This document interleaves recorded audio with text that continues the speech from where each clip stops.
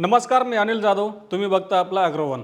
निवडणुकांच्या काळात कोणत्याही कारणानं शेतीमालाचे भाव वाढून ग्राहकांची ओरड होऊ नये यासाठी सरकार वाटेल ते करायला तयार आहे. सरकारच्या निर्णयावरून मागील काही वर्षांपासून आपल्याला अनुभव येतच आहे. याच मालिकेतला पुढचा भाग म्हणजे वायदेबंदी. सरकारनं 2 वर्षापूर्वी 7 शेतीमालांच्या वायद्यांवर घातलेली बंदी आता पुन्हा 1 वर्षानं वाढवली आहे. आता याचा थेट परिणाम आपल्या शेतकऱ्यांवर सुद्धा होणार आहे. आता काही जण म्हणतील की वायद्यांचा आणि शेतकऱ्यांचा संबंध काय? शेतकरी कुठं वायद्यांमध्ये व्यवहार करतात, पण वायदेबंदीचा शेतकऱ्यांवर प्रत्यक्ष आणि अप्रत्यक्ष असा परिणाम होत असतो. तो कसा? सर्वात आधी आपण या वायदेबंदीचा शेतकऱ्यांवर प्रत्यक्ष कसा परिणाम होतो ते पाहूयात. पण त्याआधी नेमकं सरकारनं काय निर्णय घेतला, म्हणजे कोणत्या 7 शेतीमालांच्या वायद्यांवर बंदी घातली ते पाहूयात. सरकारनं डिसेंबर 2021 मध्ये 7 शेतीमालांच्या वायद्यांवर बंदी घातली होती. त्यामध्ये सोयाबीन म्हणजे सोयाबीनसह सोयातेल आणि सोयापेंड, मोहरीसह मोहरी तेल आणि मोहरी पेंड्याचा समावेश होता.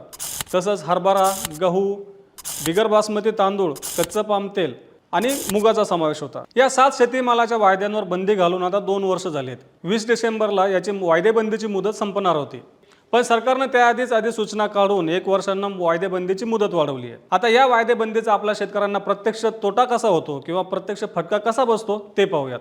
आता वायद्यांमध्ये आपल्याला माहितीच आहे की पुढच्या काही महिन्यांसाठीचे व्यवहार होत असतात. म्हणजेच वेगवेगळ्या महिन्यांचे वायद्यांमध्ये व्यवहार होतात, त्यातून सौदे बाहेर निघतात आणि दर सुद्धा ठरत असतो. नेमकं पुढच्या काही महिन्यांमध्ये आपल्या शेतीमालाला काय भाव ठरवला गेला, म्हणजे वायदे काय भावाने निघाले याचा अंदाज शेतकऱ्यांना येत असतो.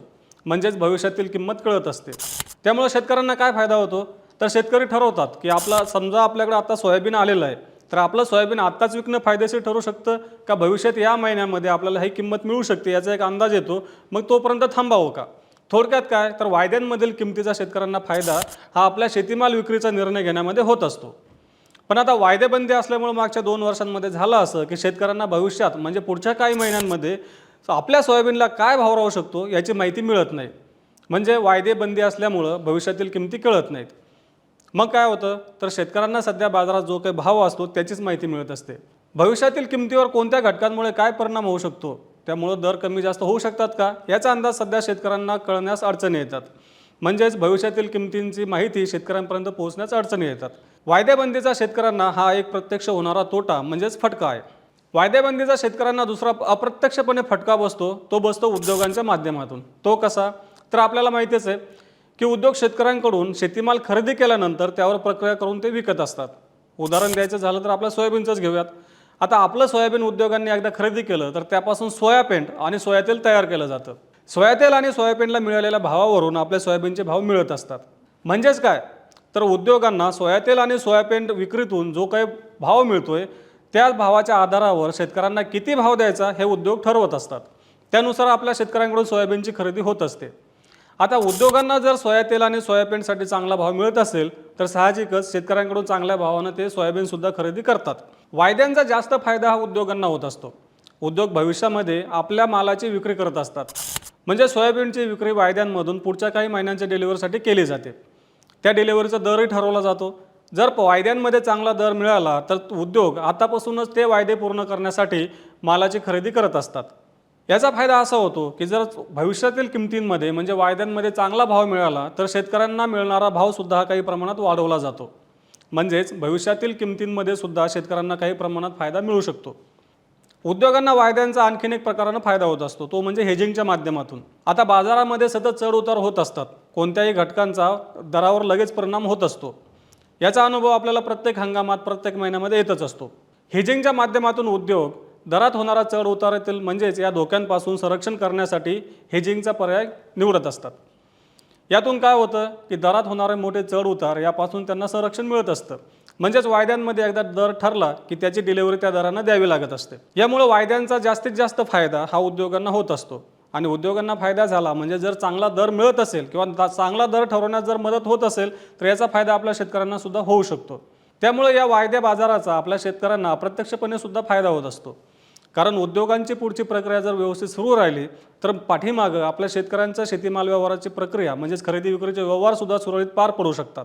बरं, सरकारनं आता वायदेबंदीला मुदतवाढ देण्याचं काही कारण होतं का, तर नाही. तर 2021 मध्ये कोरोनामुळं आंतरराष्ट्रीय बाजारातच शेतीमाल बाजाराची घडी अस्ताव्यस्त झाली होती. त्यामुळे साहजिकच सर्व शेतीमालाचे भाव वाढले होते. त्यामध्ये खाद्यतेल, कडधान्य, धान्य आदी पिकांचा समावेश होता.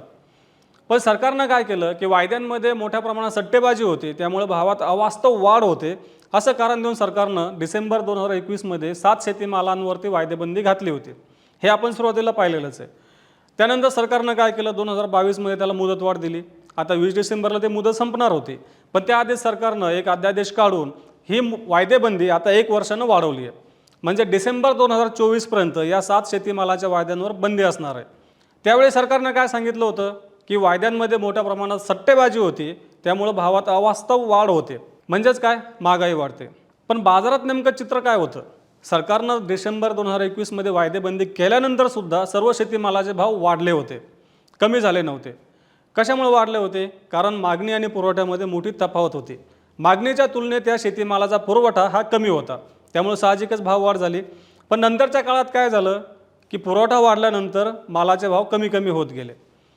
यावरून असं दिसतं की सरकारनं जो काही दावा केला होता की वायद्यांमुळे सट्टेबाजी होते आणि अवास्तव भाववाढ होते, त्याला काही आधार नाही. म्हणजे सरकारचा हा दावा खोटा आहे असं अनेकदा सांगितलं गेलं आहे. पण असं असतानाही सरकारनं आता ही मुदतवाढ का दिली? म्हणजे या 7 शेतीमालाच्या वायदेबंदीवर 1 वर्षाची मुदत का वाढवली? तर त्याचं खरं कारण आहे निवडणुका. आता आपल्याला माहीतच आहे की 5 राज्यातील निवडणुका आता तोंडावर आल्यात आणि 2024च्या मध्यामध्ये लोकसभेची निवडणूक होणार आहे. या काळामध्ये कोणत्याही शेतीमालाचे भाव कोणत्याही कारणानं वाढू नये याची सरकार काळजी घेत आहे. म्हणजेच काय, तर ग्राहकांना खुश करण्यासाठी सरकार वाटेल ते करायला तयार आहे. आता याचा अनुभव आपल्याला गहू आहे, तांदूळ आहे, आपला टोमॅटो आहे, आपला कांदा आहे, या सगळ्या शेतीमालाच्या बाबतीमध्ये येतच आहे. आता या 7 शेतीमालांच्या किमतीवर नियंत्रण आणण्यासाठी सरकार जर वाटत असेल की वायदा हा एक चांगला उपाय आहे, तर सरकारनं त्याला मुदतवाढ दिली आहे. म्हणजेच या 7 शेतीमालाच्या वायद्यांवरील बंदी ही आता 1 वर्षासाठी कायम ठेवली आहे. तसं पाहिलं तर आता आपलं सोयाबीन आहे, आपल्या सोयाबीनचे भाव मोठ्या प्रमाणात दबावात आहेत. शेतकऱ्यांना सोयाबीनचा उत्पादन खर्चसुद्धा मिळत नाही आहे. या काळामध्ये किमान सोयाबीनचे वायदे चालू होणं गरजेचं होतं. सोयाबीन, सोयापेंड आणि सोया तेलाचे वायदे जर चालू झाले तर सोयाबीनचा बाजार सुरळीत चालण्यास मदत होऊ शकते. थोडक्यात काय, तर उद्योगांना भविष्यातील विक्री करता येईल, आपला माल भविष्यात विकून चांगल्या दराची शाश्वती घेता येईल. त्यानुसार सोयाबीन बाजाराला आधारसुद्धा मिळू शकतो. पण सरकारनं वायदेबंदी आणखीन 1 वर्षासाठी वाढवली आहे. त्यामुळं सोयाबीन उत्पादकांना वायद्यांकडून जो काही फायदा होणार होता किंवा जो काही फायदा अपेक्षित होता, जी काही दराची माहिती मिळणार होती, त्यातून शेतकऱ्यांना आपल्याला विक्रीचा निर्णय घेता आला असता, तो पर्याय आता सरकारनं शेतकऱ्यांकडून हिरावून घेतला आहे. आता 2 दिवसापूर्वीच पंतप्रधान नरेंद्र मोदी आपल्या महाराष्ट्राच्या दौऱ्यावर येऊन गेले. त्यावेळी त्यांच्या सरकारनं शेतकऱ्यांसाठी काय काय केलं याचा पाढाच त्यांनी वाचला. पण नेमकं पंतप्रधान आपल्या महाराष्ट्रात येऊन गेल्याच्या नंतर 1च दिवसामध्ये सरकारनं वायदेबंदीची मुदत वाढवली आहे. त्यामुळे सरकारच्या या निर्णयाला काय म्हणायचं हेच तुम्ही आम्हाला कमेंट बॉक्समधून कळवा. शेतीमाल बाजार, पीक विमा यासारखे विषय आपण रोज सायंकाळी 8 वाजता मार्केट इंटेलिजन्स या सेगमेंटमधून आपल्यापर्यंत पोहोचत असतो. त्यामुळं आपल्या ॲग्रोवनच्या चॅनलला नक्की सबस्क्राईब करा आणि हा व्हिडिओ जास्तीत जास्त शेतकऱ्यांपर्यंत पोहोचवण्यासाठी लाईक आणि शेअर करायला विसरू नका.